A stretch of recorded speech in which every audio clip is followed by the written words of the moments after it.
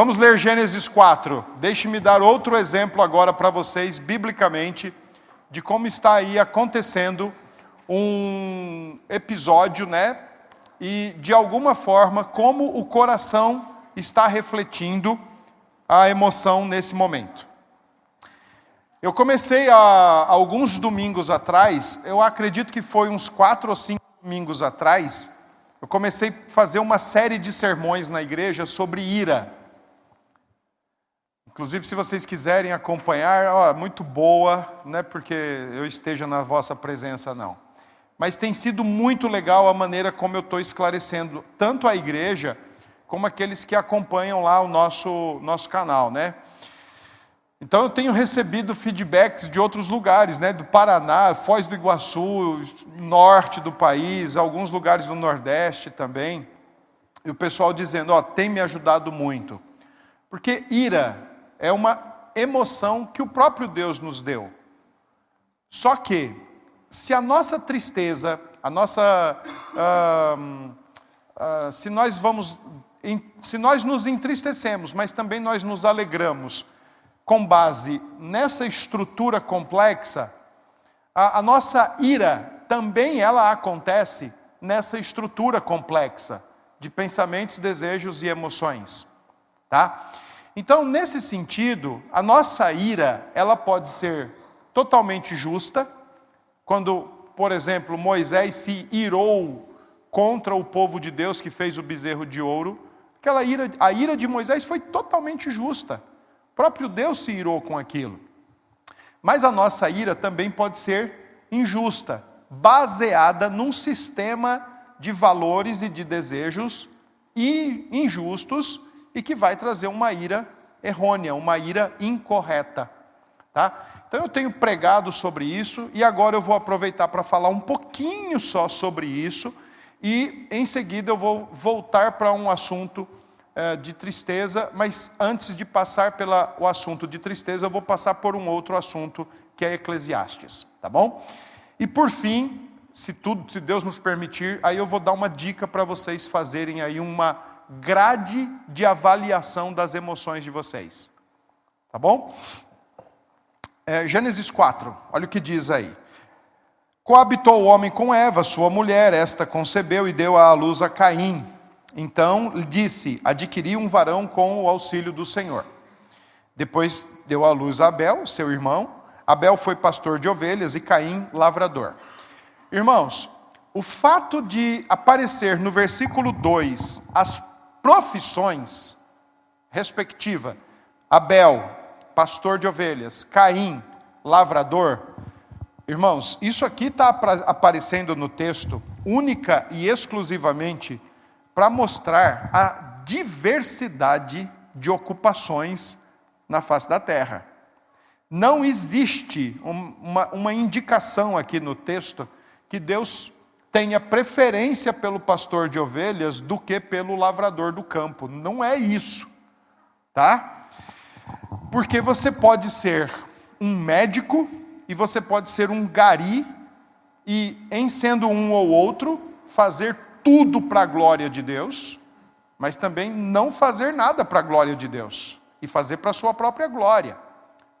Então o problema não está na ferramenta chamada profissão, mas está da forma como você usa esse meio e com qual objetivo você usa esse meio, essa ferramenta chamada profissão.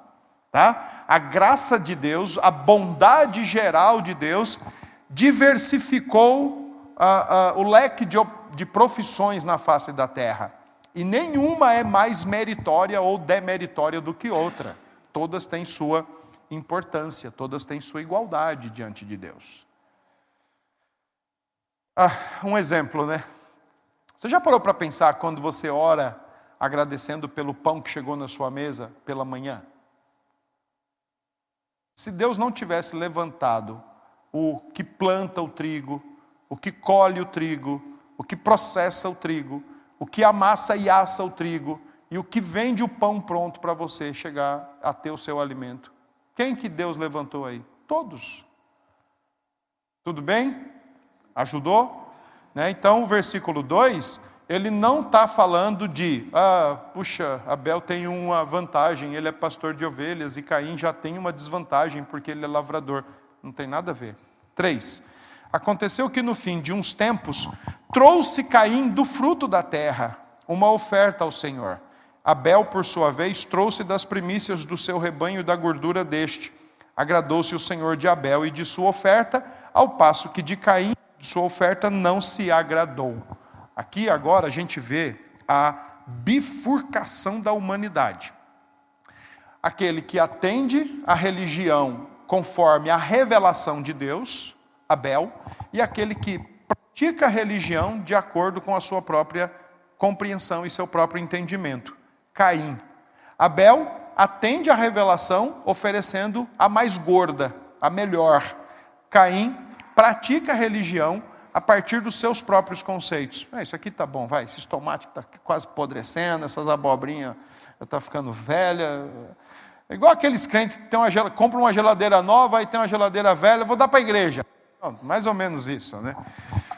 A ideia aqui de levar o melhor, basicamente, não era só pelo conteúdo da oferta em si, mas existe uma questão aí no texto que vai ser respondida mais adiante. Lá no versículo 7 vai ser respondida. Então dá um pulinho lá. Se procederes bem, não é certo que serás aceito? A ideia então de levar uma oferta para o Senhor, de acordo com a sua profissão, a sua produtividade, de acordo com a sua esfera de atuação, poderia ser o melhor do curral de ovelhas, do aprisco, mas também poderia ser o melhor da lavoura. E em sendo o melhor de um e de outro, o interesse, a motivação de ser agradável e aceito pelo Senhor, determinaria o que seria levado. Mas Abel entende a revelação e Caim não entende a revelação. E ele quer o quê? Que Deus aceite do jeito dele. Abel se adequa a Deus. Caim quer o contrário, que Deus se adeque a ele. Sabe quando isso vai acontecer? Vamos lá para o verso 5. E aí, irou-se, pois, sobremaneira Caim. E olha o que aconteceu com o rosto dele. Descaiu-lhe o semblante. O que está acontecendo? Aonde está a ira de Caim? No coração. Mas como é que eu consigo, como é que Deus verifica a ira em Caim? Claro, Deus conhece o coração. Mas o que o autor Moisés está dizendo? Por causa da ira, o seu semblante ficou fechado, carrancudo. E o interessante, né, que nesse texto aqui, irou-se, pois, sobremaneira, a ideia é que Caim começou a ficar brilhante, ficar vermelho e soltar fogo pelo nariz. Uma das palavras hebraicas para ira é exatamente nariz, porque dá a ideia de narinas abertas e jogando labaredas de fumaça e de fogo. Por isso que algumas ofertas para apaziguar a ira de Deus, elas são ofertadas em formas de incenso, que é para aquela fumaça subir nas narinas de Deus e apaziguar a ira de Deus, e ele sentir um outro cheiro e retrair sua ira. Só que a Caim está disposto a se irar. Ele está queimando por dentro, ele está aceso por dentro, e o seu nariz está jogando fumaça, jogando fogo, porque ele está irado. O que é ira? Ira é uma emoção ou uma energia que Deus nos dá para resolver uma injustiça biblicamente. Só que nós podemos ver injustiça por um viés bíblico, mas nós também podemos ver injustiça por um viés egocêntrico. E é o que a gente mais faz. Isso não é justo. Não é justo. Não é justo. O trânsito não é justo comigo. Meu marido não é justo comigo. Minha esposa não é justa. Meus filhos não são justos. Ninguém é justo. Eu sou o mais justo da face da terra, mas ninguém é justo. E a gente abre a mão e diz, mas isso é injusto. Ou, quando o nosso senso moral que pode estar comprometido de certo e errado com valores egocêntricos, ele se inflama e nós ficamos irados, a nossa ira é injusta. E ao invés dela resolver o problema biblicamente, a gente quer resolver o problema como Caim, que foi e matou o seu irmão.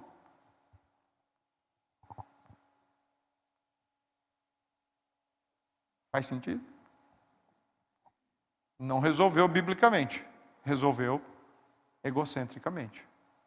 Usamos uma energia que Deus nos dá, ela aparece de forma errada e sua conclusão é de forma errada. Irou-se Caim, pois sobremaneira, e descaiu-lhe o semblante. Agora, olha o conselheiro, né? Então lhe disse o Senhor, primeira pergunta, por que andas irado? O que é que Deus está falando para Caim? Caim, qual é a razão da tua ira? Caim, qual é o motivo da tua ira? Deixa eu dar um exemplo. Como eu disse para vocês, eu tenho pregado sobre ira lá na igreja. E para mim, trânsito é um negócio... O trânsito não é o meu problema, mas a forma como eu reajo ao trânsito é o meu problema. Então, o meu projeto de mudança pessoal contínua é o trânsito, em primeiro lugar. E aí, no domingo retrasado... antes do dia 10 de julho, eu acho que foi dia 7 ou dia 6, um negócio assim, 9, 8, 7. 7 de julho, eu acho. Hoje é o quê? 28, então foi 7. 7 de julho eu preguei sobre ira de manhã e à tarde. Lá a gente tem 2 cultos. Então preguei de manhã e à tarde. E sempre são sermões diferentes, mas numa consequência. Na segunda de manhã, eu levanto cedo, todos os dias. E minha esposa também. E a gente toma algumas coisas. Suplementação. Nada muito assim... avantajado, volumoso, né? Mas tem aqueles potes lá que você tem que encaixar a tampa direitinho, né? E aí alguém levantou antes de mim, eu não vou dizer o nome por razões éticas. E alguém levantou antes de mim e, como de costume, foi lá e tirou o suplemento. E, como de costume, não fechou o pote direito. E aí eu, em seguida, cheguei para tomar, e como de costume, em primeiro lugar, eu peguei um pozinho chamado creatina e botei no copo. E fui pegar o vidro, o tubo, plástico lá, com outro material, e quando eu peguei pela tampa, ele até veio um pouquinho, e aí caiu, bateu no copo, o copo caiu, e desperdiçou caríssimas 5 gramas de creatina. Parecia cocaína, sabe o viciado? Meu Deus, era o meu último tiro. Aí caiu a creatina. Acendeu.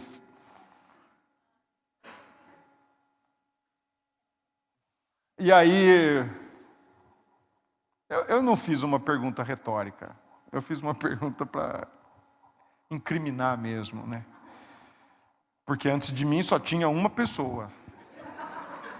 Na cozinha. E eu não vou dizer o nome.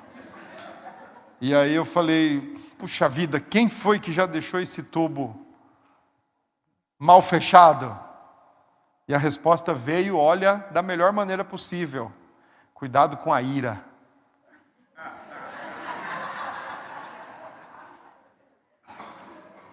Mas foi basicamente o que Deus fez com Caim. Caim, por que você está irado? Então, quando essa pessoa lá na cozinha disse, cuidado com a ira, na hora eu falei, é mesmo, por que eu vou mirar? Porque caiu ali, qual o pecado nisso? Nenhum. Qual o pecado nessa fechadura, nesse fechamento mal feito do tubo? Nenhum. O amor pode cobrir essa multidão de pecados? Pode. Pode, o amor pode cobrir. Esse mau fechamento, o amor pode cobrir? Pode. Nem tudo é do jeito que eu quero. O amor pode cobrir meus 5 gramas de creatina no chão? Pode. A gente compra mais. Voltei para o meu normal. Então Deus está dizendo, por que você está irado, Caim? Entenda, busque, Caim, a razão, busque o motivo da sua ira. Para pensar um pouco, Caim. E Deus faz, em seguida, uma segunda pergunta. Por que o teu rosto está caído? Por que você está carrancudo? Por que você fechou a cara? Está conectado com a tua ira, Caim. Então para pensar um pouco. E aí, o conselheiro dá agora as opções, dá as alternativas. Se procederes bem, não é certo que serás aceito. Aceito perante quem? Perante Deus. Se, outra condição, se todavia procederes mal, eis que o pecado jaz à porta. O seu desejo será contra ti, mas a ti cumpre dominá-lo. Caim, primeiro, Caim, investigue a razão da tua ira. Investigue o motivo da tua ira. Investigue porque a luz está acesa e o seu rosto está brilhando e o seu nariz está jogando fogo para fora. Investigue a razão e o motivo. Investigue, Caim.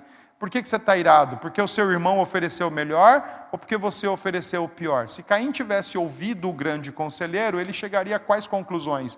Eu estou irado porque eu fiz besteira. Abram aí Provérbios 19, verso 3. Provérbios 19, verso 3.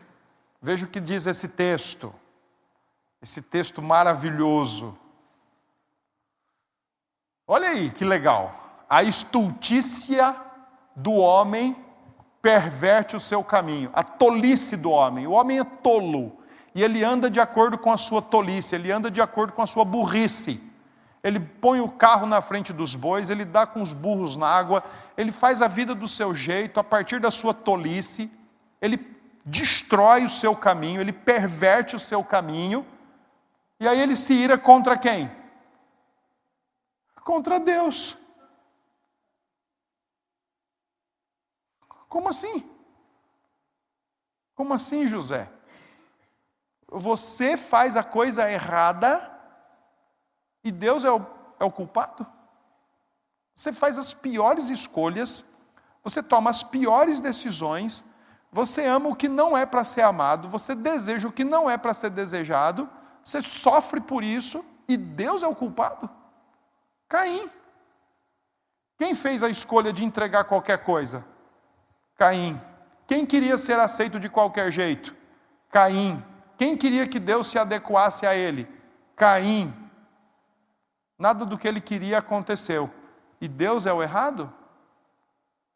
E aí Caim está irado agora por isso. Porque o tolo perverte o seu caminho, mas o seu coração se ira contra Deus. Posso falar que hoje à noite eu vou falar sobre isso? Pronto, então à noite eu vou falar sobre isso. Vamos expandir a noite. Se procederes bem, você vai ser aceito. Mas se você proceder mal, o pecado jaz à porta. Então, controle suas emoções, controle seus ímpetos, controle seus apetites. Não dê vazão, Caim. É o que Deus está falando para ele. Não dê vazão. Versículo 8 em diante, nós somos informados que Caim mata Abel. Qual a conclusão? Que quando uma pessoa é tola e não quer mudar, nem Deus muda. Ou não?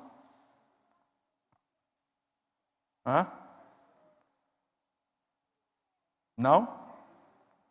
Quando uma pessoa é tola e não quer mudar, nem Deus muda. Nem o grande conselheiro, nem o conselheiro por excelência muda. Ele quer ser tolo. E ele quer andar na tolice dele. E Deus está dando a ele as opções. Faz o certo, vai ser aceito. Fizer o errado, vai ter problema. Então, controle-se. Aprenda a dominar-se. É interessante o finalzinho desse versículo 7, quando ele diz assim, cabe a ti dominá-lo. A ideia aqui é de usar uma mordedora. Não. Uma mordaça. Não. Como é o nome daquele negócio que põe no cachorro? Focinheira. Ele pega a focinheira e coloca no teu coração e domina o teu coração para você não ter maior problema. E Caim não ouviu o grande conselheiro. Teve problema. Ok? Eu disse no início que nós temos um extremo, e agora eu quero olhar para o outro extremo. Qual é o outro extremo? É quando a gente divide, né, o ser humano. A gente pensa assim, coisas que eu faço que são benéficas para o meu corpo, então é o meu corpo que está fazendo, minha alma não está envolvida. Não é verdade isso. Quando eu como, quando eu durmo, quando eu trabalho, quando eu faço um esporte, minha alma está junto. Quando eu oro, quando eu canto, quando eu cultuo, quando eu jejuo, meu corpo está junto. Porque nós somos uma unidade duplex. Tá? Então, a gente não pode dividir o ser humano. E eu penso que esses textos são bem categóricos, porque eles mostram que existe um problema no coração, mas o rosto está mostrando, ou o físico, de alguma forma, está denunciando. Aliás, eu gosto de dizer que as nossas emoções e os nossos sentimentos são o grande X9. Essa linguagem é fácil para vocês? Cagueta, né? As nossas emoções são o grande cagueta de que aqui e aqui está tendo problema. A luzinha acesa intermitentemente está denunciando, está dedurando que o meu contexto, meu arcabouço de crenças e de valores e o meu arcabouço de desejos está em conflito com a realidade. Só que tem um detalhe. Uma pessoa me procurou no intervalo e comentou algo comigo, então não vou entrar aqui em detalhes. Mas sabe o que acontece? Nossas emoções e nossos sentimentos denunciam os nossos desejos idólatras.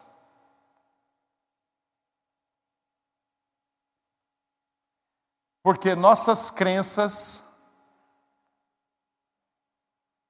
dão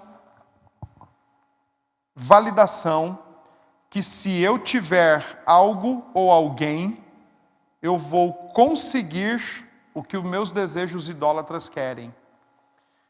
E se eu não estou tendo o que eu acredito ser fundamental e imprescindível, e os meus desejos estão sendo frustrados ou decepcionados ou não satisfeitos, ó quem está vibrando, ó quem está gritando. As minhas emoções. Para eu saber quando eu tenho um desejo idólatra, é muito simples. Basta você estar atento na seguinte direção. Ou eu estou disposto a pecar para ter o que eu quero, ou eu já estou pecando porque eu não tenho.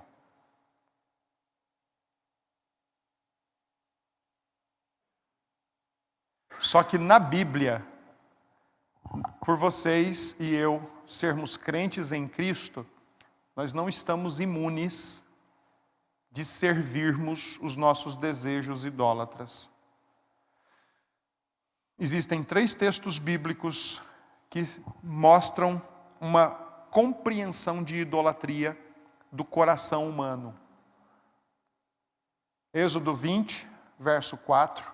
Não farás para ti imagem de escultura, nem do que há no céu, nem do que há na terra, nem do que há debaixo da terra, nem do que há na água, por exemplo. Saíram do Egito, então não assumam aquele estilo, não continuem assumindo aquele estilo. 1 Coríntios 10, 14, fugi da idolatria. 1 João 5, 21, filhinhos, guardai-vos dos ídolos. Eu quero supor e acreditar que todos os que estão aqui, ninguém tem uma estátua em casa, uma imagem, um terço, um altar com várias imagens de santos canonizados, etc. e tal. Porque dessa idolatria, nós estamos livres. Essa a gente aprendeu a rechaçar fácil. Talvez nós ainda não tenhamos aprendido a lidar com desejo de agradar o outro, temor de homens mais do que se teme a Deus. Não tenhamos aprendido a lidar com desejo de controle, o amor, o desejo de prazer. Gente, nós somos uma sociedade escrava do prazer. Qualquer aparição de tristeza já é encarado como problema de saúde. Eu estou doente, eu não estou bem. Por quê? Porque eu estou triste. Calma. Vamos tentar entender, no processo de maturação da vida, por que você está triste. Abra a Bíblia em Eclesiastes 3. Eu vou fazer com vocês o que eu fiz com a minha turma de adolescentes lá da igreja. Meninos e meninas de 11 até 16. Vou fazer com vocês o que eu fiz com eles. E depois eu vou dizer a conclusão que uma menina chegou. Eclesiastes 3. Acharam? Vocês já ouviram a palavra caótico? Já? Alguém aqui já experimentou o momento caótico? Já? Graças a Deus, que bom. Muitos? Melhor ainda, quanto mais melhor. Quem mais já experimentou? Ótimo. Vocês sabem de onde vem a palavra caótico? De caos? Ok, e vocês sabem de onde vem a palavra caos? Alguém? Não. Quando a gente marca o nosso tempo, a gente cronometra o nosso tempo. O nosso tempo, ele é cronometrado. Quando a gente quer falar de sucessões temporais ou acontecimentos temporais, a gente usa uma cronologia. É a forma que a gente tem para se localizar no tempo. Correto? Só que, Eclesiastes 3, 1.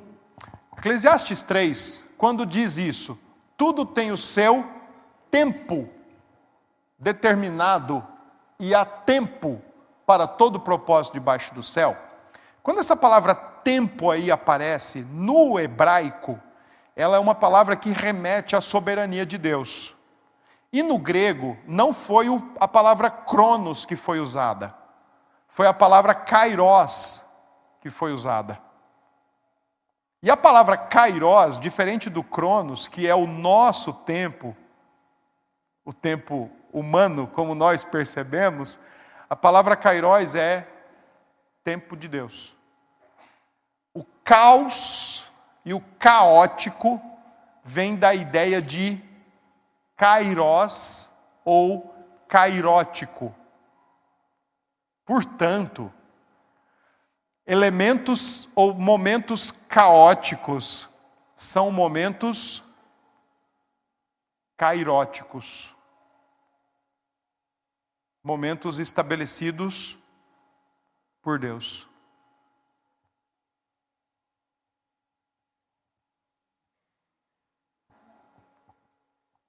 Ok? Tem certeza, pastor? Tenho, irmãos. É duro, mas eu tenho. Verso 2.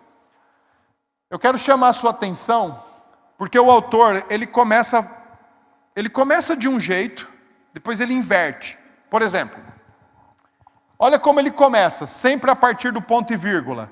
Tempo de nascer. Nascer uma pessoa. É bom, não é? Não é bom? Tempo de morrer. Não é. Tempo de plantar. Tempo de arrancar o que se plantou. Melhor. Agora vai para o 3. Olha como ele começa agora. Tempo de matar. Pô, mas matar não é uma coisa boa. Mas tem tempo para isso.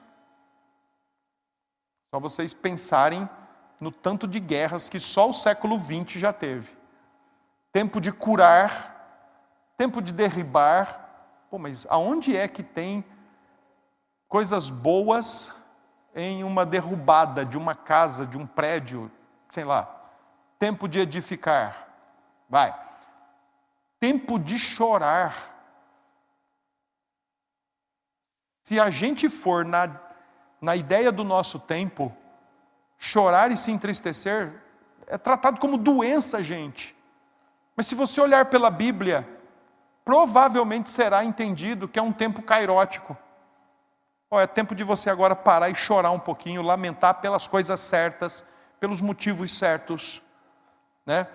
Tempo de rir, tempo de prantear, tempo de saltar de alegria, tempo de espalhar pedras, tempo de ajuntar, tempo de abraçar, tempo de afastar-se de abraçar, e por aí vai.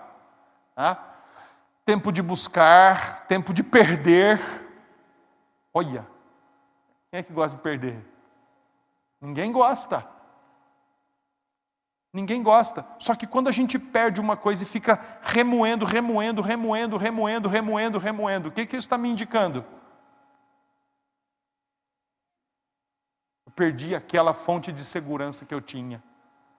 Eu perdi a minha fonte de estabilidade. E agora, o que será de mim? Deixa eu te lembrar, você tem um Deus soberano, gracioso, generoso. Ele vai continuar cuidando de você.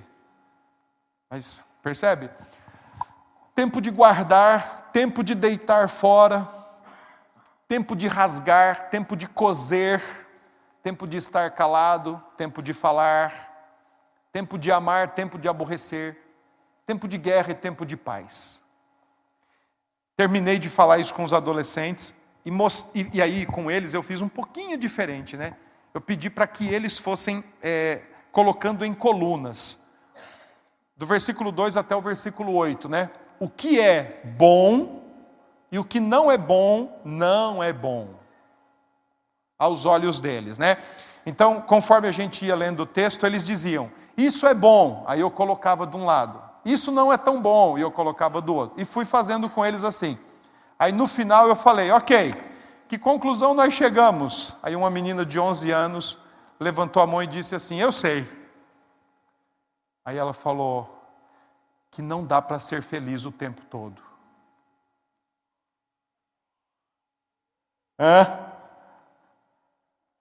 Não dá para ser feliz o tempo todo. E aí eu e você queremos ser felizes o tempo todo. Gente, pelo amor de Deus, gente. A gente quer dopamina o tempo todo. Para, gente. A gente precisa do ócio. A gente precisa do tédio. A gente precisa de momentos tristes. Porque momentos tristes, além deles abrirem a janela do nosso coração para ver o que está errado dentro da gente, também são momentos que nos fazem olhar para a única fonte de alegria e felicidade que é Cristo Jesus. A gente precisa de momentos assim. É por isso que, cairoticamente, Deus estabelece todos os momentos na nossa vida. Só que a gente reage aos momentos como? A partir dessa estrutura complexa. Quanto mais alinhada com a Escritura, será de um jeito. Quanto menos alinhada com a Escritura, será de outro jeito. Não tem como você ter uma emoção saudável, sadia, inteligente, se você não rever e não buscar corrigir, dia após dia, toda essa estrutura complexa chamada coração. Não tem. Porque as nossas emoções, elas não são divertidamente. Elas não são autônomas. Elas não são isoladas, como os gregos pensaram. Meu coração tem razão que a própria razão desconhece. Mentira. Biblicamente, minhas emoções estão atuando conectadíssimas aos meus pensamentos e aos meus desejos. Eu quero o que eu quero, porque eu penso o que eu penso, e se eu não tenho, eu sinto o que eu sinto. Esse é o ponto. Tudo bem até aqui? Deixa eu mostrar mais um texto, e no final eu quero dar uma oferta de ideias para você trabalhar o seu coração. 1 Reis 19. Vocês já viram o que o Salmo 42 faz? Eu aprendi muito nos Salmos, hein? Eu falo comigo o tempo todo, sabia? Eu não falo sozinho, eu falo com o meu coração o tempo todo. falo, meu, por que você está triste? Espera lá, vamos entender. Por que você está desanimado? Por que você está assim? Por que você está... O tempo todo. Depois que eu aprendi no 42, né, no Salmo, por que estáis abatida, ó alma do outro? Por que estáis abatida quem? Para onde o salmista está olhando? Com quem ele está falando? Ele está vasculhando, ele está fazendo o que Caim não fez. Ele está vasculhando. Está vasculhando ele mesmo. Então, peraí, por que você está abatida? Como é que você está vendo a realidade nesse momento? Como é que você está vendo a vida? O que está acontecendo? E você está interpretando de que forma? É isso que ele está fazendo. Todo mundo aqui conhece a história do profeta Elias? Todo mundo? Todo mundo conhece a história do profeta Elias? Ok. Vamos lá para Reis 19. Olha o que diz esse texto. Depois que os profetas de Baal foram mortos, todos, o baba-ovo do Acabe foi contar para Jezabel o que tinha acontecido.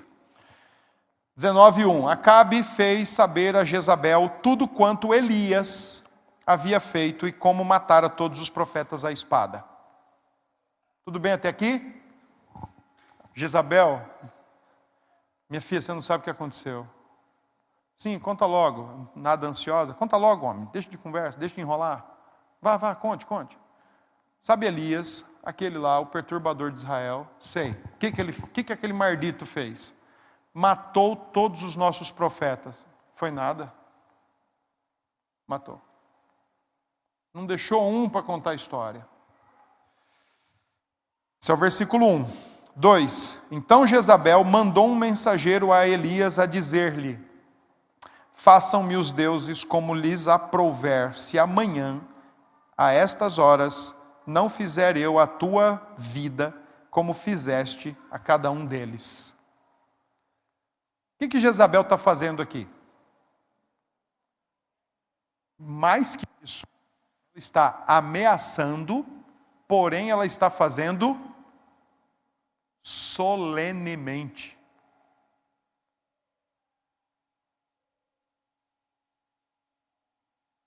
Não. Solenemente. O que significa uma coisa solene? Significa uma coisa de forma juramentada. Certo? Mas ela está fazendo algo juramentado perante quem?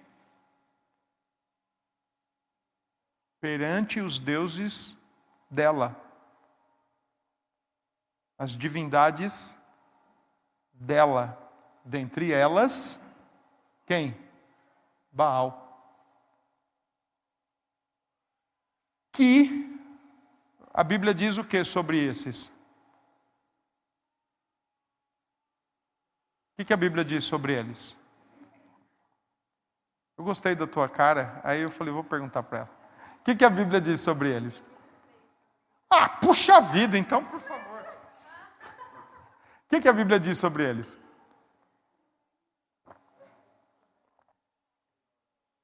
Ajuda a irmã aí, meu. O que a Bíblia diz sobre eles? Não, isso aí nós vamos chegar lá. O que a Bíblia diz sobre eles? Que eles existem. A Bíblia diz que eles existem. A Bíblia diz que eles não existem. Paulo diz, os ídolos não são nada. Mas eles existem. Não existem? Porque eles são feituras de quem? Da mão do homem. Olha que interessante. Deus cria o homem, eu e você, para refletir e representá-lo. Aí nós vamos e criamos quem? Um ídolo. Para refletir e representar quem? Os nossos desejos e os nossos pensamentos mais profundos. Nós jogamos para eles os nossos desejos e pensamentos e queremos de volta o quê? Nossos desejos, pensamentos, o quê? Satisfeitos. Essa é a relação parasítica entre um homem e o seu ídolo. Então perceba, ela está fazendo um juramento solene perante deuses que não existem, que são obras das suas mãos, e essa é uma expressão recorrente no Antigo Testamento, obras das suas mãos, né? E aí, ela está jurando o quê? Que vai matar Elias. Ela vai acabar com Elias, é isso que ela está jurando. Ok? Compreendemos? Passou alguma coisa em branco? 3. Temendo, e aí, literalmente, o que é que significa? Teve medo. Elias levantou-se e, para salvar sua vida, se foi. Chegou a Berseba, que pertence a Judá, deixou o seu servo, ou o seu moço. Vamos lá. Primeira ação de Elias. Teve de quê? De morrer. Na mão da rainha Jezabel, que jurou pelas suas divindades, que não existem, que solenizou um juramento que não existe, teve medo de morrer, quis salvar sua própria vida, amou mais a sua vida. Elias, nesse ponto aqui, ele contrasta muito com a igreja do Apocalipse, que não amando a sua própria vida em face à morte, não abriram mão do testemunho de Cristo. Elias, para salvar sua própria vida, fez o quê? Fugiu e fez o que em seguida? Deixou quem? Seu servo, seu moço. Preferiu o quê? Preferiu se isolar. Preferiu a solidão. Alguém aí? Alguém? Temeu salvar a própria vida, solidão. Agora olha o verso 4, como é impressionante esse verso 4. Por que o autor de Reis começa o texto daquele jeito ali, ó? Ó mesmo. Ó mesmo como ele começa. Quais são as duas primeiras palavras? Porém, foi para onde? O que está sendo dito aqui, gente? Ele, preferencialmente, por escolha deliberadamente própria, preferiu ir para onde? Para o deserto. Vocês já repararam que na Bíblia, deserto pode ser uma bênção, mas também pode ser uma maldição? E sabe o que é que distingue um do outro? Quem te leva? Quem te leva é o que distingue. Faz sentido ou não? Quando Deus levou Israel ao deserto, foi bênção. Quando o Espírito levou Cristo ao deserto, foi bênção.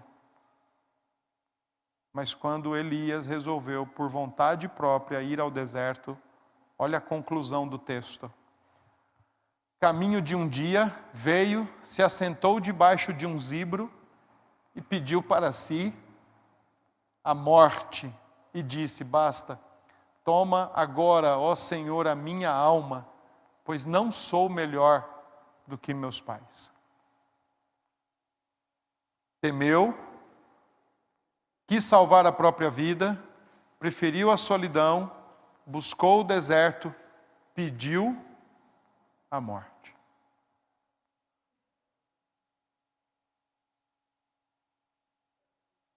Alguém? Como é que Deus trata Elias? Por que Elias faz isso tudo? Por que Elias prefere isso aí? Vocês vão entender agora. Porque Elias estava cansado, gente. Elias estava precisando dar uma dormida. E Elias estava precisando se alimentar. E nós, como não somos só coração, mas nós também somos corpo, o nosso corpo precisa trabalhar, precisa se mover, precisa queimar, gastar energias, mas o nosso corpo também precisa repor energias, ainda que nós sejamos como bateria de iPhone, mas precisamos repor energias, e nós repomos energias, pelo menos de duas formas. Quando nós nos alimentamos, mas também quando nós dormimos. Porque quando nós não dormimos, a despeito do organismo, tem gente que levanta 4 horas da manhã e vai render muito. Tem gente que chega às 5 horas da tarde, vai render muito. Isso é o organismo. A minha esposa é da manhã, e eu sou da night, meu. Se for, eu leio até 4, 5 horas da manhã, mas assim, de boa. Agora, de manhã, deixa eu quieto meia horinha, só para eu me situar no mundo. Ela não, ela já levanta, mas chegou 9h30 da noite, ela... Mas isso é o organismo dela, e esse é o meu organismo. Se ela tomar café 11 horas da noite, ela deita e dorme. Se eu tomar café 6h30 da tarde, eu não vou dormir. Isso é meu organismo. Ela dorme mais do que eu durmo. Se eu deitar meia-noite e levantar às 6, vamos, tá bom para mim. Ela precisa dormir mais. Organismos diferentes, cada um tem o seu. Tá? Entretanto, a falta do sono, não a questão orgânica, né, de organismos diferentes, mas a falta de sono comprometida é o princípio de sérios problemas. Porque o nosso cérebro ele vai ficando atrofiado. E isso tem a ver, com a nossa estrutura orgânica. Tem a ver com o corpo. Só que a solução não é somente dormir. Porque para dormir, pessoas estão recorrendo a medicamentos. Porque estão tratando o sintoma, a não dormida, ao invés de tratar a causa que está tirando o sono. Compreenderam? Então, não dormir é o começo de tudo. O cérebro vai ficando atrofiado e a pessoa vai ficando mais irritadiça. Seus olhos vão ficando mais sensíveis, seus ouvidos vão ficando mais sensíveis. Qualquer coisa para ela é um barulho infernal. Cai uma agulha no chão, é uma bomba. Bum! Porque ela está sensível, ela não está descansando. Isso vai começar a afetar, e muito, o coração. Na verdade, é uma interconexão que está afetando um ao outro. Então, Elias, o que é que Deus faz com Elias? Versículo 5, a partir do versículo 5, deitou-se e dormiu debaixo do zimbro, eis que veio um anjo, tocou-lhe e disse, levanta e come. O Senhor deixa Elias dormir. Os últimos meses de Elias tinham sido intensos, 3 anos e meio sem chover, aquela tensão, e aí, vou orar e vai chover ou não vai? Sarepta, os profetas. Então os últimos meses de Elias tinham sido tensos, muito tensos. O seu contexto externo tinha sido tenso, e agora ele está dormindo, e Deus deixa ele dormir. E tem algo que nós, que nos propomos a liderar, precisamos aprender a fazer, que é a autodisciplina do descanso. A gente precisa descansar. Deus deixa Elias dormir, Deus alimenta Elias, versículo 6, versículo 7, novamente, levanta e come, versículo 8, levantou e comeu, versículo 9, ele entrou na caverna, ficou abrigado ali, Deus tratando de Elias, comendo e dormindo, descansando e se alimentando botando as ideias no lugar, porque como Elias estava, ele já não estava vendo a realidade corretamente. A mentira de Jezabel passou a ser uma verdade para Elias. Eu vou morrer mesmo. Ela vai me matar. O cérebro já estava pregando umas peças nele, inclusive no seu coração. Temeu mais a sua vida do que servir a Deus. Temeu mais Jezabel do que temeu a Deus. E aí, mas tem um outro detalhe aqui no texto que eu quero mostrar para vocês, né? Versículo 14. Aqui, o Senhor conserta ou corrige as crenças erradas de Elias. Ele respondeu: tenho sido em extremo zeloso pelo Senhor, Deus dos exércitos, porque os filhos de Israel deixaram a tua aliança, derribaram os teus altares e mataram os teus profetas à espada, e eu fiquei só, e procuram tirar minha vida. Disse-lhe o Senhor: vai, volta ao teu caminho. Versículo 14, né? Elias está dizendo: só eu sou fiel. Elias está dizendo isso: só eu sou fiel. Só eu sou o cara. E ainda estou passando por tudo isso? Estou passando e vou ter que passar por tudo isso? Versículo 15, disse-lhe o Senhor: vai, volta ao teu caminho para o deserto de Damasco, e em chegando lá, unge Azael, rei sobre a Síria. 17, quem escapar a espada de Azael, Jeú o matará. Quem escapar a espada de Jeú, Eliseu o matará. Também o conservei em Israel 7.000 todos os joelhos, que não se dobraram a Baal, e toda a boca que o não beijou. Elias, você não é o único fiel. E você não está sozinho. Então o que é que Deus faz com Elias? Trata Elias integralmente. Come, descansa, mas corrige seus pensamentos. Só eu sou fiel, só eu fiquei sozinho e eu tenho que passar por isso? Não, Elias. Não é só você fiel. Tem mais 7.000 que também são fiéis, que eu preservei e que estão com você. Você não está só.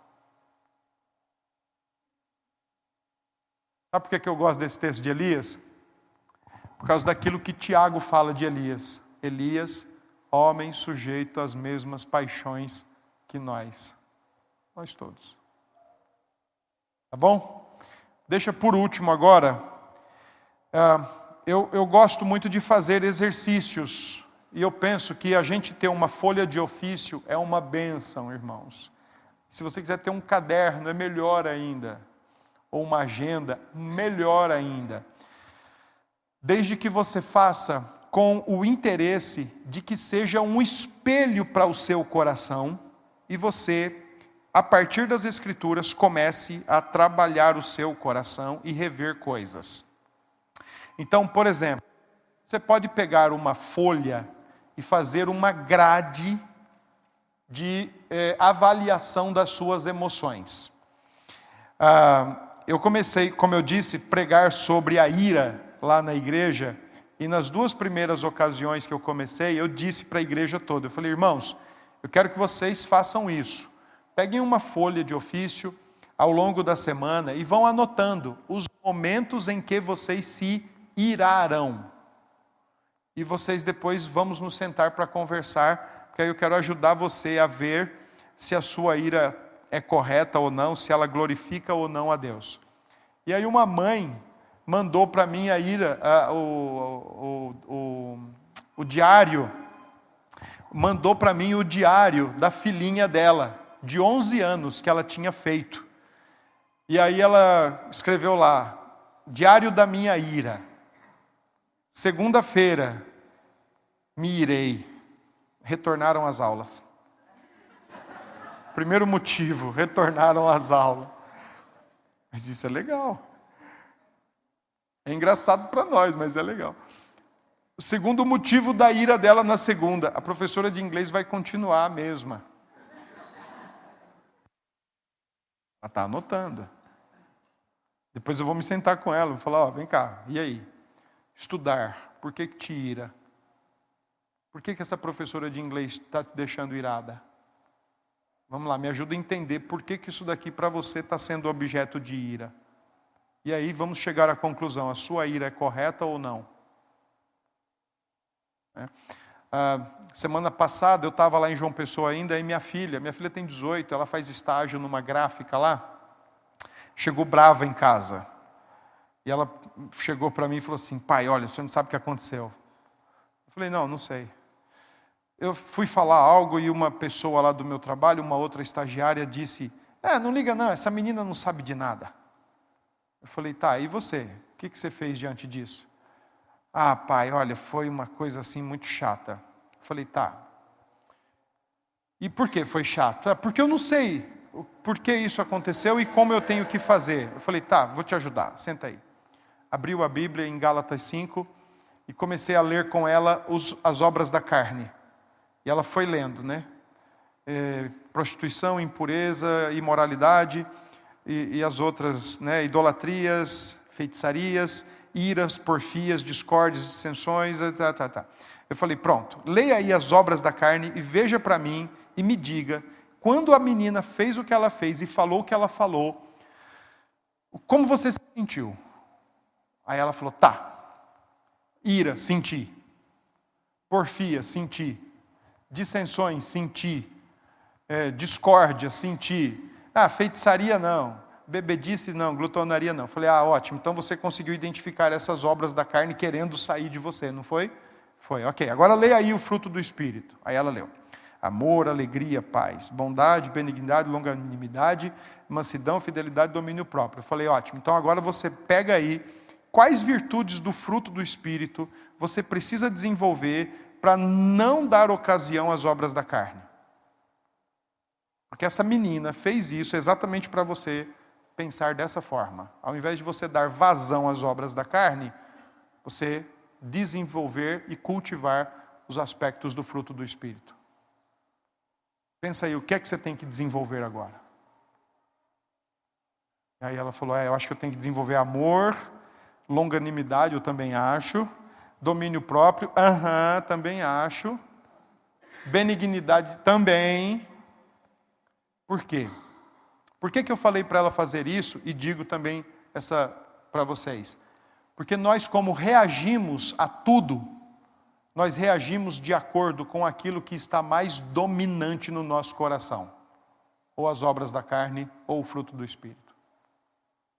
Então nós vamos sempre reagir de acordo com quem está, na rédea do coração. Controlando o coração. Pega uma folha de ofício, coloca lá, grade de avaliação das emoções, coloca lá a data, por exemplo, amanhã, dia 29. Amanhã é feriado, talvez eles não tenham tanta raiva ou tanta tristeza. Vai para o dia 5, dia 6, pronto. Dia 6, exemplo, dia 6 de agosto de 2024. Hoje eu fiquei, 2 pontos. Aí você anota, fiquei triste, fiquei irado, fiquei com raiva, fiquei feliz, fiquei alegre. Enfim, você anota ali o que você quiser dar destaque. Aquela luzinha que acendeu e você percebeu que levou um tempo para apagar. E aí, vem as seguintes questões. Hoje eu fiquei. Tá, 2 pontos. Pois vem, o que estava acontecendo? O que estava acontecendo ao meu redor, na minha situação, que me deixou daquela forma? Quem estava presente? O que você disse? O que você fez? O que você queria? Qual foi o resultado? E aí, eu copio isso aqui e mando para vocês. E aí o resultado é o quê? Que vocês vão perceber, a partir dessas anotações, né? Quer que eu repita? Hoje eu fiquei, 2 pontos. E aí você anota a sua emoção, vírgula. Quando, 2 pontos. O que estava acontecendo? Você registra lá. Bom, estava acontecendo o seguinte, eu estava na igreja, sentado no meu lugar de sempre, e o pastor passou por mim e não me cumprimentou. Pronto, isso é o que estava acontecendo. Quem estava presente? Estava presente comigo as pessoas de sempre, ou da minha família, ou do meu círculo de amizades. O que você disse? Eu não disse nada, mas eu pensei. Anota o que você pensou. Ou eu virei para minhas amigas ou para minha família e disse, está vendo que pastor metido? Ele nem falou comigo. O que você fez? Eu fiquei esperando ele vir. Ou eu fui atrás dele para cumprimentá-lo. O que você queria? Eu queria que ele parasse e me desse toda a atenção que eu acredito que eu mereço. Afinal de contas, eu sou membro da igreja, eu estou lá todo domingo, então ele tem que me dar atenção. Qual foi o resultado? Voltei para casa irada, triste. E aí você avalia se a sua tristeza é correta ou não. Se a sua ira é correta ou não. E aí tem um gráficozinho, né? Que você pode pensar assim, geralmente as minhas emoções, elas são injustas quando eu não tenho o que eu quero ou o que eu acredito que eu preciso. E as emoções justas são aquelas que lidam quando Deus não tem. Quando Deus não é glorificado, como eu fico? Mas quando eu não sou aceito, reconhecido, elogiado, acariciado, como eu fico? Como eu reajo pecaminosamente quando eu não tenho ou não recebo o que eu quero? Ou quando eu reajo quando Deus não tem ou não recebe o que Ele merece? Percebe? A maneira justa de demonstrarmos nossas emoções significa que nossos pensamentos e desejos são centrados em Deus, em Cristo Jesus. Mas quando são centrados em nós, a gente peca. A gente reage pecaminosamente. Sempre. E as nossas emoções, como luzes de um painel que não se apagam, estão o tempo todo delatando, denunciando que está tendo problema aqui. E, gente, está tendo problema aqui. E eu duvido, tenho para mim uma certa confusão aqui na minha mente, um certo questionamento. Eu duvido que ainda vão inventar um remédio para chegar aqui. Não vão.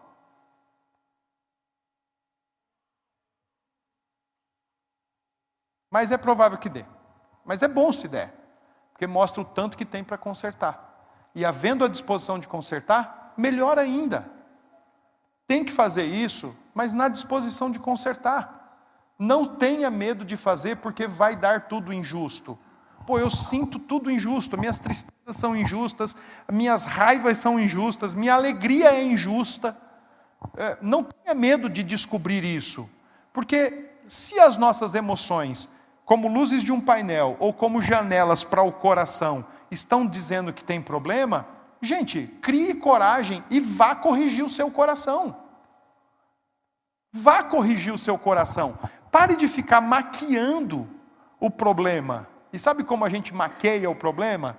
Com medicamentos ou com tratamentos superficiais. Deixa isso para lá, tira isso daí da cabeça. E nunca tira e nunca sai. Resolve a causa logo. Vai na raiz do problema e resolve. Não estou dizendo, se por acaso alguém aqui já toma medicamento, eu não estou dizendo que é para você parar de tomar. Pelo contrário, eu não tenho competência para falar nada sobre isso. Parar ou tomar, eu não tenho. Mas o que eu tenho para dizer é o seguinte, que somado ao medicamento, se você não buscar a causa do que está acontecendo, não vai resolver. E a causa está no coração. Eu aprendi a apreciar pouquinho, mas não muito, pouquinho, a turma da TCC, da Terapia Cognitivo-Comportamental. Não usaria isso jamais. Eu creio que a Bíblia é o nosso absoluto. Aliás, eu creio o seguinte, né? A Bíblia, ela é a palavra de Deus, legítima palavra de Deus, regra de fé e de prática, a verdadeira palavra de Deus. Então, se nós tivermos vontade de pegar a Bíblia e colocar mesmo para alinhar nosso coração, gente, nós temos a ferramenta, o remédio, a solução na mão, a Bíblia. Pensar biblicamente, desejar biblicamente, viver biblicamente, viver para agradar a Deus. Mas tem gente que dá de ombro, não, tem que ser do meu jeito. Não vai ser. Não vai. Deus não vai se adequar a nós jamais, irmãos. Jamais. Então, eu concordo muito com Tomás de Aquino, embora ele fosse um teólogo católico, né, um filósofo católico da escolástica, mas eu concordo muito com ele. Alma humana é assunto de teólogo. Não é assunto de psicólogo, não é assunto de psiquiatra, não é assunto de psicanalista. Alma humana é assunto de teólogo. E quer uma boa notícia? Vocês todos que estão aqui e manejam a Bíblia e abrem a Bíblia para ler, para ensinar, para refletir, para meditar, gostem ou não, todos vocês são teólogos. Todos vocês têm uma ferramenta fantástica, que é a Bíblia, para tratar com o coração humano. Então não tenham medo de fazer anotações sobre vocês. Finalizar, eu atendi uma menina, estou ainda atendendo ela, 22 anos, 5 anos tentando medicina e não entrou no Enem. E quando eu pedi para ela fazer esse exercício, ela me entregou o papel e disse: pastor, eu estou muito envergonhada. Eu falei: por quê? Porque eu estou me sentindo muito exposta. Eu estou colocando coisas no papel que só eu sabia. Eu falei: não tem problema, quanto a isso não se preocupe, que de minha parte ninguém vai ficar sabendo. Mas uma coisa é certa, louvado seja Deus por sua coragem de expor a sua situação. Porque quando a gente olha para o papel, do jeito que eu estou pedindo para você, orientando vocês, se quiserem fazer, vocês vão depois de algum tempo olhar para o papel e falar: isso sou eu? Sim, é você. Mas não precisa continuar sendo assim. Pode mudar com Cristo e em Cristo. Irmãos, olha, é muita coisa. Deus abençoe, espero ter contribuído. Obrigado pela paciência de vocês, generosidade com a qual vocês me ouviram. Deus conceda muita graça a vocês. Estou à disposição. Qualquer dúvida, qualquer dificuldade, estamos por aí, tá bom? Deus abençoe.